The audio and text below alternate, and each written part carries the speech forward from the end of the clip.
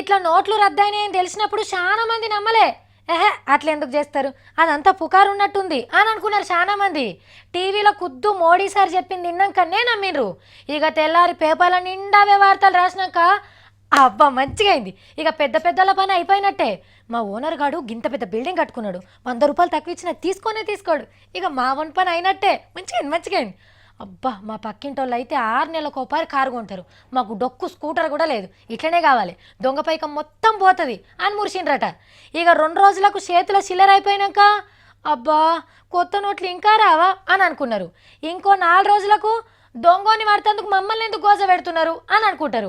ఇక మొన్న ఫస్ట్ పాలు పోస్టోళ్ళు వచ్చి పైసల కోసం ఇజ్జత్ తీస్తా అంటే ఏ ఊకోరా నాయన గట్టిగానకు అని బతిలాడుకునే కాడికి వచ్చింది. ఈసారి పరిస్థితి కూడా అట్లనే ఉంది.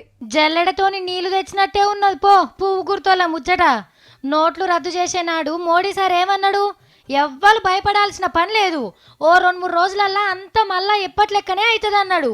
తెల్లారే బ్యాంకుల కొత్త నోట్ల లోడ్ దిగుతుందేమో అని అనుకున్నారు పబ్లిక్ అంతా. కానీ 25 రోజులైనా బ్యాంకుల ముంగట లైన్లు తగ్గలే. రోజుకిన్ని తిప్పలు ఎక్కువైతున్నాయి కొత్త నోట్లు రాక. బీజేపీ వాళ్ళకు కూడా అస్సలు కథ అర్థమైనట్టుంది. మెల్లమెల్లగా తారీఖులు మారుస్తుండ్రు.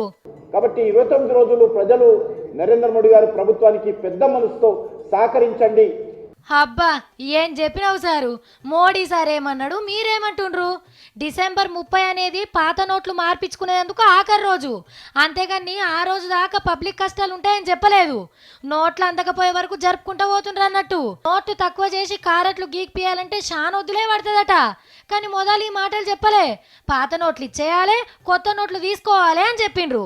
మరి ఇప్పుడేమో కారెట్లు గీకే మిషన్లని కొత్త మాటలు ముంగటేసుకుంటుర్రు. ఇక సెంటర్ పోలీస్ మంత్రి రాజ్నాథ్ సింగ్ సారు సీక్రెట్ గా సర్వే చేయించిండేమో. మరి ఎంత లేదన్నా ఇంకో 6 నెలలు పట్టచ్చు మళ్ళా మనం పాత రోజుల్ని చూడాలంటే అని అన్నాడట. ఎందుకు సారు, మీరే మనిషికో మాట చెప్పి పబ్లిక్ ని ఇంకా కన్ఫ్యూజ్ చేస్తారు. అందరు కలిసి నిక్రంగా ఒక ఖచ్చితమైన తారీఖు చెప్పుండ్రి, అప్పటిదాకా మేము మీటింగ్ చేస్తాం కానీ.